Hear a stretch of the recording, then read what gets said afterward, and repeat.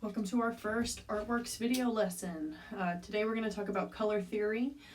First I want to go over primary and secondary colors. Our primaries are red, yellow, blue.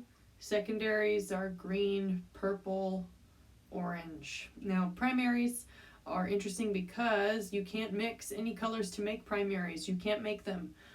You have to buy them. You can't mix primaries, but when you mix the primaries, they make all the other colors. So here we go. Yellow and blue make green, and then red and blue will make purple, and yellow and red here in a moment will make orange. All right, so those are our primary and our secondary colors. We've laid out our colors in two columns, a column of primaries and a column of secondaries. But when you see the colors on a wheel, they're often in rainbow order. Now, a lot of you probably know rainbow order as Roy G. Biv. R for red, O for orange, Y for yellow, G for green, B for blue, I for indigo, and V for violet. This color wheel is not going to include indigo. In this complementary color wheel that shows the primary and secondary colors, we are only going to have red, orange, yellow, green, blue, and purple. Indigo and blue kind of get lumped together in this arrangement.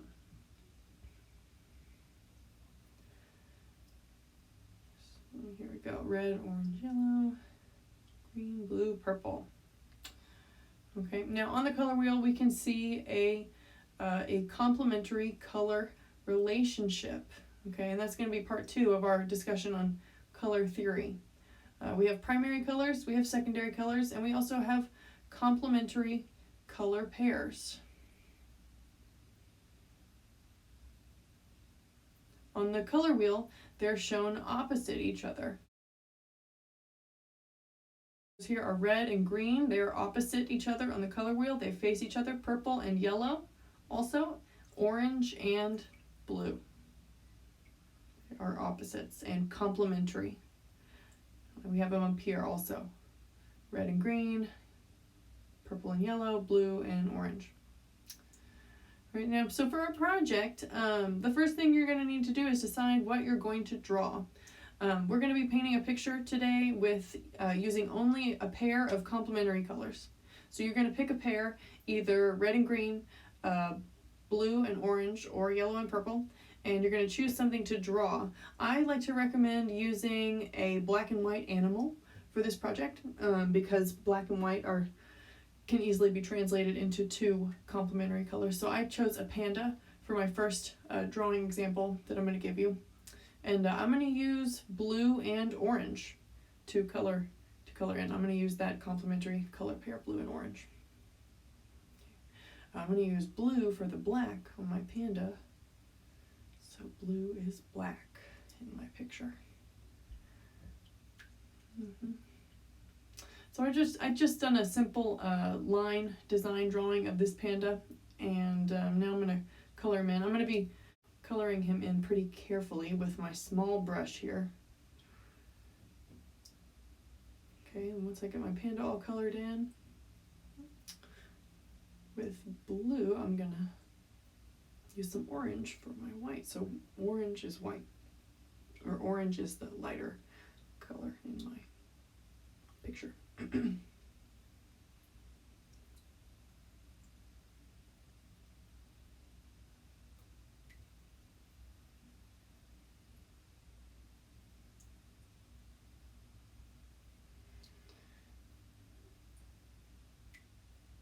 Now you might notice that when the orange overlaps with the blue, it makes another color. It makes some sort of like a dark green, and that's okay. For this, that's actually going to help us to have that third color made from the combination of our complementary color pair. It's going to help our picture.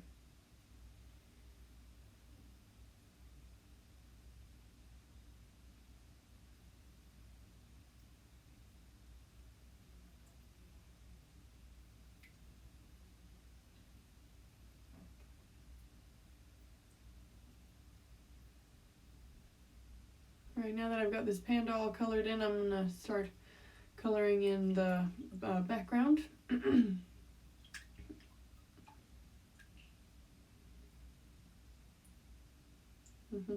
And something to remember when painting, I'm painting on a mixed media paper, which you should have in your drawing and painting kit.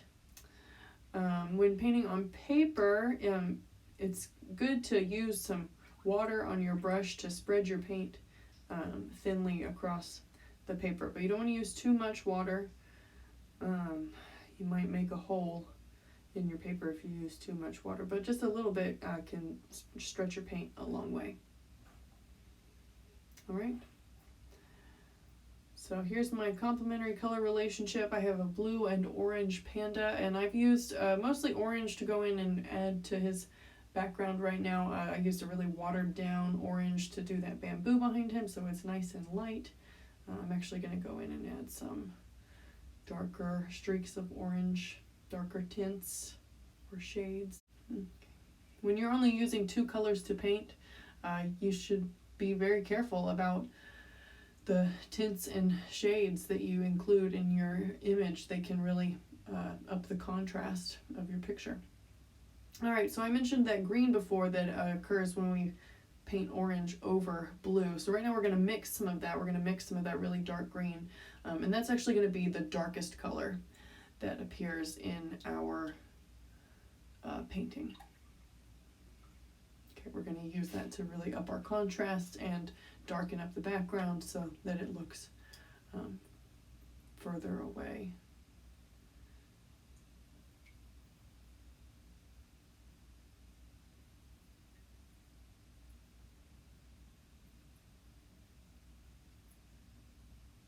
We're going to take some of this dark color and go in and add some little texture to my grass here. Maybe even put some in the panda, darken up his darkest shadows with this, my darkest color green.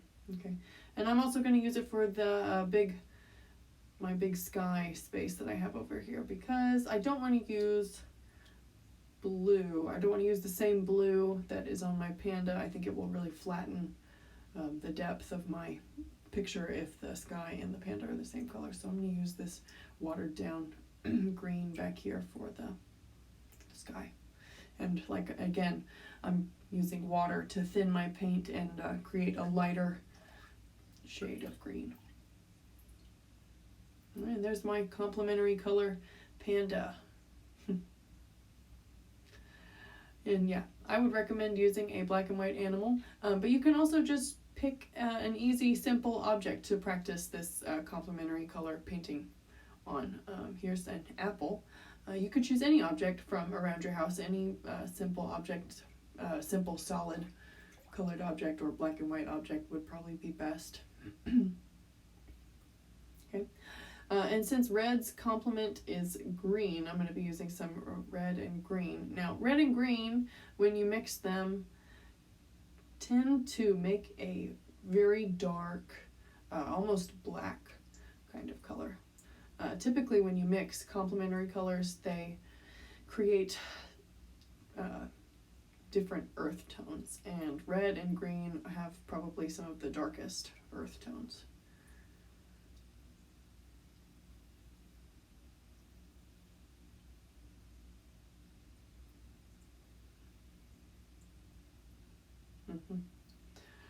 So I'm going to do a red apple on a green table here.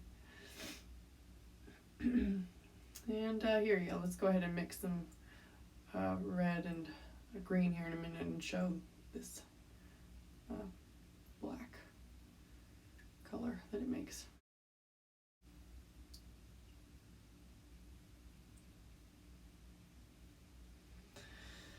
All right, there's my black, there's my really dark color. I'm going to use that dark color for the underside of the table and the side of the table here.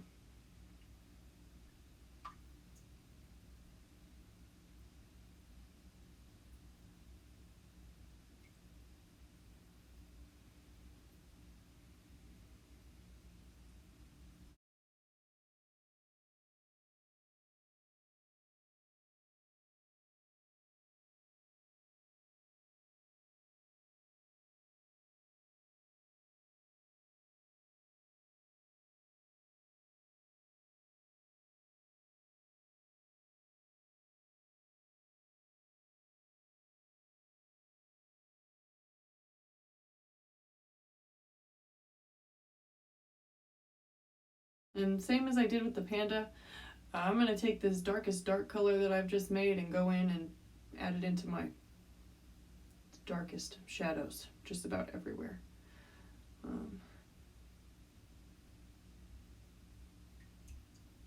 I'll even put a little bit on the shadow of this apple. And I'm definitely going to do something similar to create a shadow on the table cast by the apple.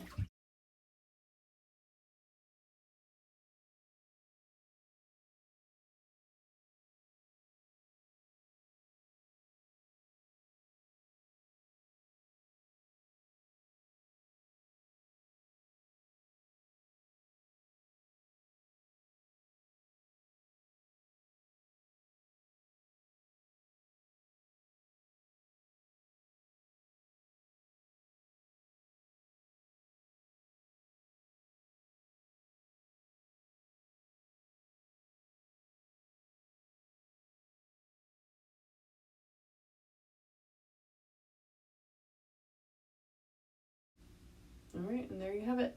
Complementary painting of an apple. Now for further practice using and mixing complementary colors, you can make a gradient chart for yourself. Just draw 3 bars, one for each color relationship, one for each complementary relationship. You'll have a red to green bar and a purple to yellow bar, a blue to orange. Okay, you're going to divide those bars up into different segments.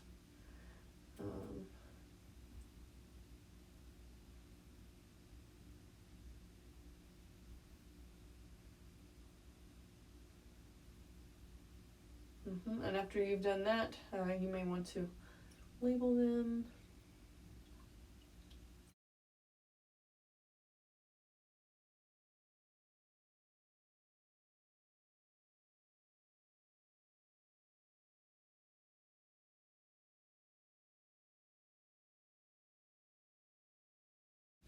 And then you're just going to paint from one side to the other.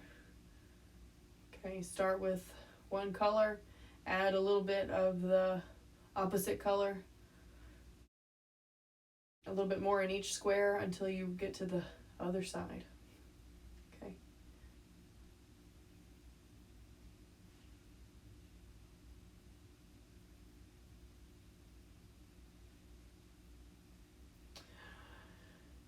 It's important to know these complementary color relationships for painting and drawing. It'll really help you up the contrast of your image if you use complementary color relationships or your knowledge of them when shading.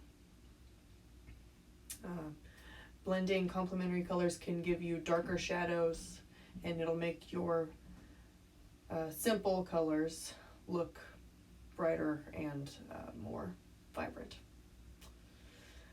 Thanks for watching. Stay safe, and we'll see you online in class.